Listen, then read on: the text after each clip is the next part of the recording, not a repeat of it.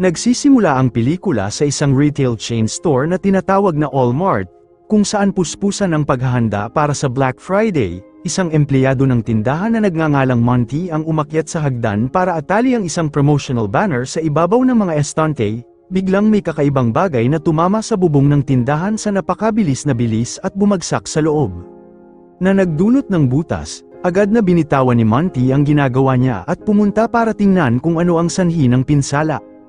Hindi nagtagal, may nakita siyang kakaiba, isang nakakadiring mukhang laman na parang namuong masa ang nakalatag sa sahig ng tindahan.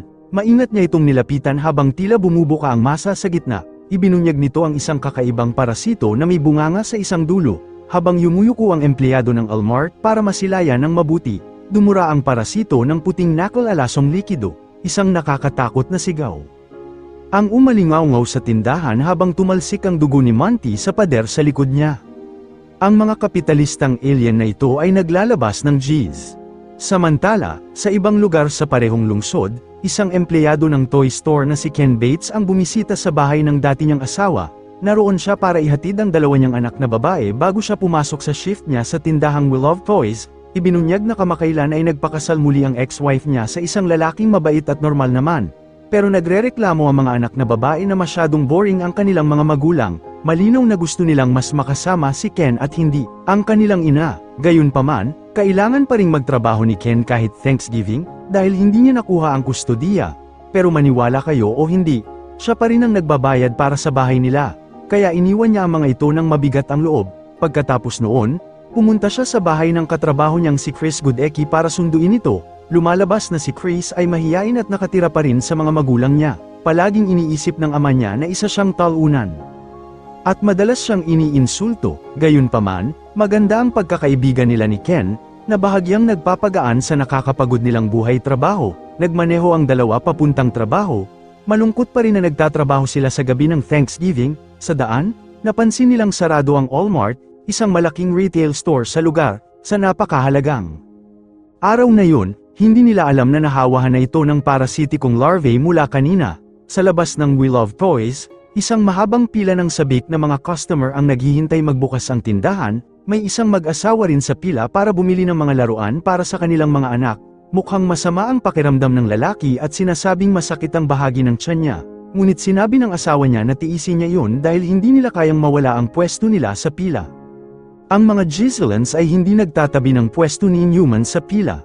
Makalipas ang ilang sandali, sumama sina Ken at Chris sa iba pang katrabaho habang naghahanda silang buksan ng tindahan para sa Black Friday. Nagbibiruan din si Ken at isa niyang katrabaho na si Marnie. Halata sa chemistry nila na may relasyon ang dalawa. Samantala, isa pang empleyado na si Bircher ang lumabas sa likod ng tindahan para manigarilyo. Doon niya napansin ang isang mala gelatin na masa na nakakabit sa isa sa mga kotse sa parking lot. Yumuko siya para tingnan ng mabuti. Ngunit aksidenteng nalock ang sarili sa labas. Kumakatok siya sa pinto umaasang may makakarinig. Ngunit sa isang malas na pangyayari, may umatake sa kanya mula sa likod at ikinamatay niya. Biglang nagpalit ang eksena sa loob ng tindahan kung saan ipinaalam sa mga empleyado na wala silang bayad na break sa gabing iyon. Naiirita na sila dahil nagtatrabaho sila sa Thanksgiving, at lalo pang lumala ang sitwasyon dahil sa balitang ito. Si Ken ay sinusundan din ng bagong empleyado na si Emmett para sa gabing iyon. Matapos may handa ang lahat, binuksan nila ang mga pinto at isang horde ng mga customer ang sumugod papasok sa tindahan. Nagsimula silang mang-alap ng mga laruan na parang baliw. Binibili ang lahat ng mahawakan ng marurumi nilang kamay. Naging abala agad ang staff, at si Chris ay kailangang humarap sa isang galit na customer ng maaga pa lang. Pagkatapos, may nakita siyang malagkit na substansya habang nagbabalik siya ng kahon ng mga laruan sa estante. Napansin din ni Marnie ang isang matandang lalaki na tulala lang na nakatitig sa kanya mula sa kabilang panig ng tindahan. Kinilabutan siya ngunit binaliwala iyon at bumalik sa trabaho. Habang abala ang lahat, isang matandang babaeng masungit ang umupo sa upuan ni Santa. Pagkatapos ay bumaba ang kamera at nakita nating naroon sa ilalim ng upuan niya ang parasito mula kanina, at nagustuhan niya yun. Sa ibang bahagi ng tindahan, lalo pang sumama ang araw ni Chris. Inutusan siyang linisin ang suka ng isang tao, ngunit yun pala ay likidong inilabas ng parasito. Nahawahan na nito ang ilang customer, na nagmumutate at nagiging mga halimaw. Abala si Chris sa paglilinis. Ngunit nagulat siya nang atakihin siya ng mga nahawaang customer, nakaligtas siya sa pamamagitan ng paghampas sa kanila gamit ang mga kahon ng laruan. Hindi nagtagal, isa pang empleyado na si Archie ang lumabas sa staff room. At nagulat makita ang resulta ng pakikipaglaban ni Chris. Iniulat niya ito sa floor manager at si kawawang Chris ay inilagay sa storage room. Walang naniwala sa kanya. Sabi niya ang mga customer ang unang umatake sa kanya. Sa labas, isa pang empleyado, si Emmett, ay inatake rin ng isang babaeng nag-mutate. Dinuraan siya nito ng puting malagkit na substansya para mahawahan siya. Sobrang ganda ng deal, lalabas ka sa kung ano-anong butas ng katawan, ngunit iniligtas siya ni Ken sa huling sandali. Mabilis silang tumakbo papunta sa ibang empleyado para ikwento ang nangyari. Sinubukan din nilang tawagan ang pulis, ngunit nagulat sila na busy ang linya. Sa kabila ng lahat ng nangyari, desidido ang store manager na panatilihing bukas ang tindahan sa buong gabi. Naniniwala siyang tinatamad lang ang mga empleyado dahil sa ilang sandali pa, inatake ng seizure si Emmett at nagsimulang mag-mutate sa isang nakakadiring nilalang. Sinubukan siyang tulungan ng cashier na si Anita, ngunit agad siyang napatay nang maglabas si Emmett sa kanya. Pagkatapos, tuluyan siyang naging halimaw at sinubukang atakihin ng iba. Mabuti na lang at binaril siya ni Archie gamit ang nail gun at itinulak palabas ng tindahan. Tinawagan ng grupo ang katabing tindahan para humingi ng tulong. Ngunit nalaman nilang nag-mutate na rin ang mga mamimili doon. Nang magtanong sila ng solusyon, sinabi lamang ng babae sa kabilang linya na ihiwalay ang mga nag-mutate sa mga malulusog. Ilang segundo pa, biglang naputol ang tawag, na nagpapahiwatig na tuluyan ang nasakop ng mga mutant ang kabilang tindahan. Sa susunod na eksena, nagpa siya ang mga empleyado na tumakbo sa sales floor at magtago roon hanggang hamupa ang lahat. Nag-aalala pa rin ang manager na baka kulang ang benta nila ngayong gabi. Ngunit pinatahimik siya ng iba. Nang magsimula ring mag-transform si Anita, mabilis silang tumakbo sa sales floor. Nanigas sila sa takot sa nakita nila, duguan ang sahig, at may babaeng hinihila ang kalahati ng katawan ng isang tao papunta sa seksyon ng Santa World. Nakita nina Archie, Brian, at Chris na mas marami pang customer ang pumapasok sa tindahan. Kaya isinugol nila ang kanilang buhay para isara ang main entrance, na nagbigay ng pagkakataon sa iba na tumakas papunta sa storage room sa likod. Samantala, pumunta si Ken sa banyo para kunin ang bote ng whiskey na itinago niya roon. Nakita siya ng manager at tinanong kung ano ang ginagawa niya. Sa sandaling yun, isang nag-mutate na customer ang sumugod mula sa isang cubicle at inatake si Ken. Ngunit nagawa nilang maitulak ito palabas. At tumakbo sa labas. Kasabay nito, napansin ni Marnie sa camera ang mga mutant na mamimili na nagtitipon sa Santa World. Lumabas siya para tingnan at natuklasan niyang nagsasanib ang mga mutant sa isang higanteng parasito na palaki ng palaki bawat minuto. Nabahala siya at nagmadaling bumalik sa tindahan at nakipagkita kina Ken, manager, at iba pang empleyado. Isinara nila ang lahat ng pinto para wala nang makapasok. Bigla nilang napansin ang isang police car na papalapit sa kanila. Nakahinga ng maluwag ang grupo. Ngunit hindi nagtagal ang kanilang saya. Diretso itong sumalpok sa tindahan, na nagbigay daan sa mga mutant na makapasok. Tumakbo ang mga empleyado para iligtas ang sarili. Ngunit inatake si Chris ng isang babaeng mutant. Sinubukan siyang tulungan ni Archie, ngunit dinuraan din siya at nahawahan. Gayunpaman, sinabi ni Archie kay Chris na tumakas at lumaban siya hanggang sa huling hininga. Hindi siya nagtagumpay, dahil pinunit ng isang mabagsik na mutant ang tiyan niya at kinain siya. Ang G's na ito ay kumikitil ng buhay. Pagkatapos nito, tumakbo ang natitirang mga empleyado sa likod ng tindahan, habang sinusundan sila ng nag-mutate na si Emmett. Mukhang mas marami pang mamamatay, ngunit napatay ni Marnie ang mutant gamit ang isang bakal na wrench. Ngayon, ang natitira na lang ay ang manager, Ken, Brian, Chris, at Marnie. Sa kasamaang palad, nawala ng kuryente at napilitan silang gumamit ng mga kumikislap na laruan para maliwanagan ang silid. Wala silang choice kundi manatili roon hanggang makontrol ang sitwasyon. Makalipas ang ilang oras, naglabas si Marnie ng turkey mula sa ref at sabay-sabay nilang kinain yun. Makakaantok yun sa kanila, ngunit naputol muli ang masayang sandali nang magtalo ang dalawang magkaibigan.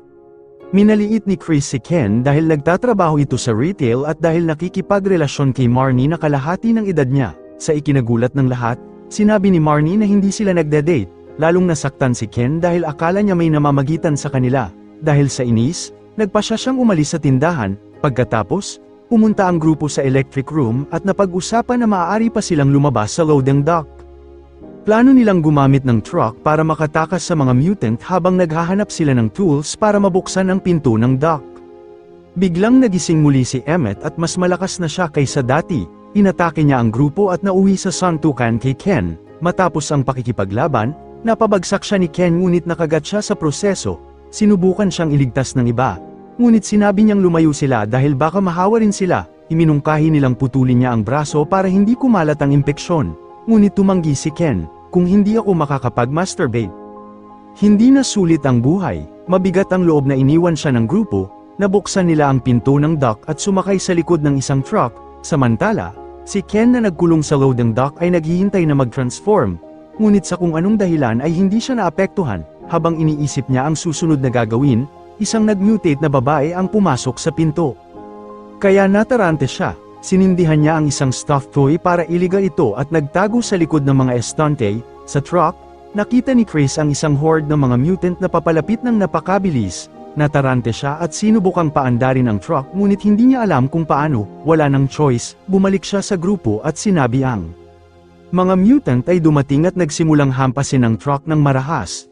Ngunit nabuksan ng grupo ang backstore at nakabalik sila sa tindahan bago pa sila mahawa. Pagpasok, umakyat sila sa emergency exit papunta sa bubong, ngunit may panibagong problema nang itulak ng lumalaking parasito ang mga ventilasyon sa bubong. Labis itong ikinainis ng manager kaya nagbigay siya ng emosyonal na talumpati tungkol sa kung gaano niya kinamumuhian ang mga mamimili. Pagkatapos ay tumalon siya sa vent at sadyang itinulak palayo ang parasito mula sa bubong. Sa loob ng tindahan, nagsuot si Ken ng rollerblades at nagtago mula sa babaeng mutant, nagset siya ng mga bitag at pang-istorbo.